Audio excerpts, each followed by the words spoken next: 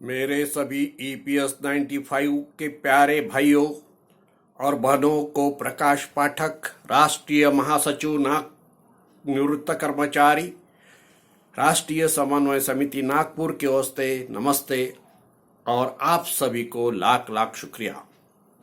आज तक आपके द्वारा समन्वय समिति के द्वारा मराठी, अंग्रेजी और हिंदी में जो वीडियो आपके सामने एक सेवक नाते रखा और आपने जो करीब करीब 2.5 से 3 लाख निवृत्ति धारकों ने अपने विचार के साथ देखा और लाइक किया, इसी अनुभव को सामने में रखकर फिर से यह हिंदी वीडियो मैं आपके सामने रखने का प्रयास कर रहा हूं। कृपया इसे आपके विचारों के साथ लाइक करके अपनी मांग केंद्र सरकार निवृत्त एवं 17 करोड़ कार्यरत कर्मचारी तक पहुंचाने में समन्वय समिति को मदद करे, यह नम्र प्रार्थना और विनती। धन्यवाद। बीएमएस केंद्रीय श्रम संगठन भारत सरकार के पत्र, वरिष्ठ नागरिक परिसंघ के अखिल भारतीय सरचिटनीस श्री वसंत पिंपलापुरे जी द्वारा महाराष्ट्र टाइम्स मराठी में प्रसिद्ध हुआ वृत्त के अनुसार हमारी निवृत्त कर्मचारी 1995 राष्ट्रीय समन्वय समिति मुख्यालय नागपुर आपका एवं आपके संस्था का अभिनंदन के साथ आभारी है। उसी प्रकार देश के सभी श्रम संगठन और उनसे संलग्न सभी संस्था द्वारा पीएफ के ब्याज में बढ़ोतरी की जायज मांग की है। उसी प्रकार निवृत्ति के बाद महंगाई भत्ता के साथ निवृत्ति वेतन बहाल हो, यह भी मांग सभी स्तरों पर उठाना उचित है और जरूरी हो गया है, क्योंकि गत 50 सालों से बढ़ती हुई महंगाई एवं कोरोना महामारी में कैसा आवश्यक हो गया ये आप सभी को अच्छी तरह अवगत है। सन 1971 से 2021 तक 50 सालों से दिन ब दिन ब्याज दरों में भारी कमी आई है, लेकिन महंगाई आज तक करीब करीब 700% बढ़ोतरी हुई है।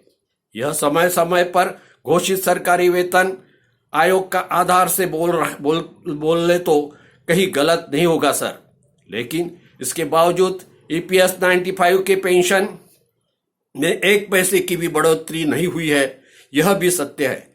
केंद्रीय कामगार श्रम मंत्री द्वारा ईपीएस योजना को आधारभूत रखकर इसमें कोई प्रावधान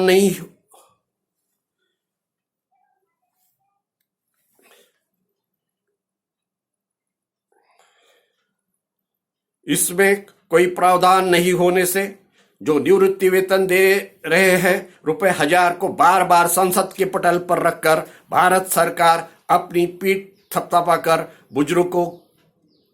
बुजुर्ग निवृत्ति धारकों का घोर अपमान करती है। इसका हम सभी ने और केंद्रीय श्रम संगठन, केंद्रीय श्रम बोर्ड, सामाजिक कल्याण संस्था, राष्ट्रीय स्वयंसेवक संघ, भारत पेंशनर समाज ने घोर निंदा करके निश्चित करना भी चाहिए, ऐसे हमारी संस्था नम्र प्रार्थना एवं विनती करती है। भारत सरकार की ओर से ईपीएस 95 के निवृत्ति धारकों के भविष्य के लिए कुछ भी नहीं किया है, यह हमें आज महसूस हो रहा है। हमारी संस्था इस केंद्रीय श्रम मंत्री जी को एवं केंद्र के इस कार्य के लिए तीव्र निश्चित करती है और हमारी मांगे स्वीकृत हो, इसलिए हमारी निवृत्त कर्मचारी समन्वय समिति आंदोलन करेगी और करते रहेगी और इसकी पूरी जिम्मेवारी माननीय केंद्रीय मंत्री श्रम मंत्री जी की पर ही होगी, क्योंकि हर समय सामाजिक सुरक्षा को अनदेखा किया जा रहा है। सन 1971 से आज तक 50 साल में केवल और केवल समितियों की स्थापना करके हमें संविधान के तहत बहाल की गई सामाजिक सुरक्षा से वंचित रखने का प्रयास समय समय पर हुआ है, जबकि देश के सभी निजी क्षेत्रों में काम करने वाले कर्मचारी केंद्र सरकार, राज्य सरकार के कर्मचारी तहत केंद्रीय राज्य सरकार द्वारा घोषित सभी प्रकार के कर, टैक्स सरकारी कर्मचारी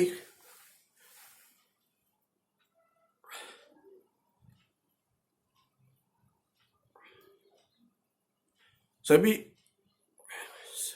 सरकारी कर्मचारी केंद्रीय राज्य सरकार द्वारा घोषित सभी प्रकार के कर टैक्स सरकारी कर्मचारी के तरह अदा करते हैं और भविष्य में भी करना है।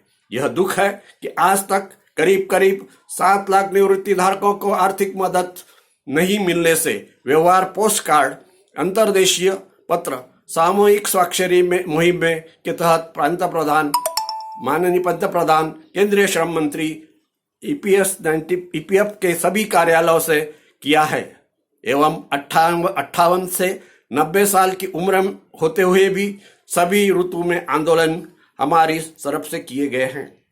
इसलिए हम निजी सहकारी सभी निम्न सरकारी संस्था में काम करने वाले कामगार केंद्र सरकार राज्य सरकारों के सभी सांसद आमदार सार्वजनिक स्तर पर नम्रतापूर्वक पूछ रहे हैं कि क्या हम इस देश के नागरिक नहीं हैं? क्या हम जो कर सरकार को देते हैं उसमें हमारा कोई हक नहीं है? निवृत्ति के बाद में क्या हमें संविधान के नियमों में न्याय देने का अधिकार नहीं है? क्या हमारे माननीय केंद्रीय कामगार मंत्री जी नियुक्ति यह केवल ईपीएस 95 योजना के प्रावधान नहीं है, इसलिए कोई बढ़ोतरी नहीं, इस प्रकार का उत्तर संसद में देने के लिए ही है। गत 2014 से संसद के उत्तर में 67 लाख निवृत्ति धारक सुन रहे हैं। उसमें करीब 3 लाख सदस्य स्वर्गवासी हुए हैं। माननीय भगत सिंह कोश्यारी कमेटी के सुधारणा अहवाल के अनुसार निवृत्त सुधारना होगा और कम से कम ₹3000 प्लस महंगाई भत्ता के साथ निवृत्ति वेतन की प्रतीक्षा करते करते थक गए हैं। इतना ही नहीं तो हमारी सरकार सबका साथ सबका विकास सबका विश्वास इस मंत्र से चलने वाली बहुमत की सरकार है। माननीय भगत सिंह कोश्यारी कमेटी की स्थापना करने के लिए यूपीए सरकार को माननीय प्रकाश जावड़ेकर जी द्वारा राज्यसभा में पिटीशन के माध्यम से बाध्य किया, तो भी 7 सालों से उसे लागू करने का कोई प्रयास नहीं हुआ है। यह बहुत दुख के साथ हमें नम्रतापूर्वक कहना पड़ता है। हमारी समन्वय समिति सरकार से मांग करती है कि माननीय भगत सिंह कोश्यारी कमेटी अहवाल लागू करके महंगाई भत्ता के साथ बिना विलंब निवृत्तिधारकों का अंत न देखते हुए हमें संविधान के तहत ₹9000 प्लस महंगाई भत्ता लागू करे, यह विनंती। धन्यवाद। आपका विश्वासु प्रकाश पाठक, राष्ट्रीय महासचिव निवृत्त कर्मचारी 1995 राष्ट्रीय समन्वय समिति नागपुर 12, मोबाइल नंबर 9822936284।